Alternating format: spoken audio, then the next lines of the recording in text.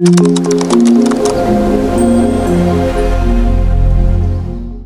video was taken last October of 2023. Alright guys, so magandang araw sa inyo guys. Ako nga pala si Glenn and welcome back to my channel. Okay guys, so dumating na yung package for DJI mic, no? Kasi isa to dun sa nawala na mic sa akin noon. So nanakaw siya. So right now, bumili ako ng panibago. Pero ano lang siya, single transmitter lang. Kasi ako lang naman ang gagamit. So, sabi ko para mas makamura na rin, pag dito, yung single na lang yung bilhin kasi yung sa dual. Although mas maganda yung dual talaga. Kaya lang sabi ko hindi practical kasi ako lang naman ang gagamit. So, i-unbox natin siya guys and check natin kung merong difference guys pag ginamit ko na siya dito sa camera. Kasi right now, alam ko, hindi ganun kaganda yung internal audio nito. Especially na meron akong electric fan sa likod. So, alam ko medyo windy yung dating ko guys. So, check natin guys. Ito. So, ilalagay ko na lang dito kung magkano yung price guys. And, kung saan ko siya nabili. Wow! Guys, meron palang free na ganito. Kala ko yung sa dual lang. So ito guys, may ganito din. And ito na siya guys. Ito na yung pinaka-box niya. So check natin kung okay siya guys. Okay, so unbox na natin guys. Okay, so yung laman ng box niya is ito guys, yung mismong product. And then of course yung mga documentation yan. Hindi mo natin binabasa. Alright, so tingnan natin yung laman guys sa loob. So, we have yung sa receiver. And then, ito yung sa transmitter niya. Tapos, nakalagay na din dito pala yung magnet. Yung magnet. And then, nakalagay na rin dito yung hindi ko naman tawag dito guys. So, kung iPhone yung phone mo, although ngayon kasi yung iPhone 15 is Type-C na rin. Ito kasi yung ginagamit pag iPhone. And then, pag Type-C ito, ilalagay mo lang siya dito sa receiver. Para yun lang ilalagay mo sa phone mo. Ang sa camera naman iba, meron siyang, ganito guys, na ito yung i-insert mo dito sa camera. I think 3.5 na PRS. And then, meron din siyang ganito, which is the, para sa, yung cord para sa charging naman. And of course, yung kanyang wind muff.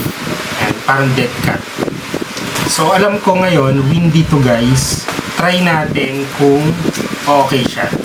Okay, check natin kung may charge. And so, nag-open. So, yan, set up muna natin sa English.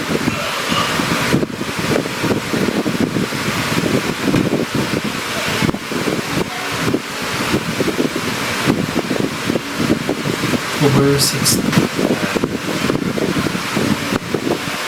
Alright guys, so tapos ko na siyang i-set up. Check natin po, lagyan natin ito guys. Lagyan natin dito. Alright guys, so ayan, naka-set up na siya. So check natin mamaya kung ano yung itsura ng boses ko dito using this DJI mic, kung mas maganda, no, and hopefully mas okay, no. Although yung sa dati kasi parang okay naman siya pero hindi niya masyadong nawawala yung mga unnecessary noise, no. Then check natin guys, lagay natin tong yung kanyang wind muff. Yes, hello. Yan. So, check natin ngayon kung ano yung quality ng boses naman natin kapag meron siyang wind muff, no? Kung nawawala ba niya yung mga wind noise, no? So, ito kasi nakatapat siya sa bibig ko. So, check natin guys kung halimbawa nakakabit lang siya dito. So, yan guys. So, check natin kung okay ba yung quality ng boses ko kapag ka nandito lang siya sa medyo malayo. So hopefully mas okay, no, as compared dun sa talagang internal audio lang nito, para at least kung ito na yung gagamitin natin or may iba pa tayong gagamitin. Tanggalin ko lang guys, check ko lang, and then update ko kayo guys. Alright guys, so napanood ko na yung sa video niya guys, and napansin ko naman may significant improvement naman dun sa audio guys, no. Although hindi niya talaga totally na-eliminate yung noise dun sa surroundings guys, especially yung electric fan, but compare sa internal audio guys, hindi na siya masyadong windy, ano, especially pagka yung walang nagsasalita, pagka silent guys, medyo talagang maririnig mo yung electric fan sa likod. But nevertheless, maganda siyang gamitin, no, although natry ko na rin naman to dun sa dati, bago lang talaga to. And siguro going forward, ito na yung gagamitin nating mic para at least kahit papano mas maganda yung maging audio natin.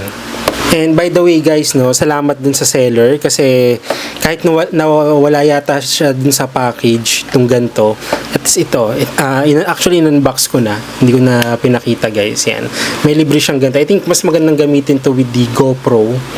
Bili na lang tayo nung rig niya guys, no. Yung nabibiling mas mura kasi yung GoPro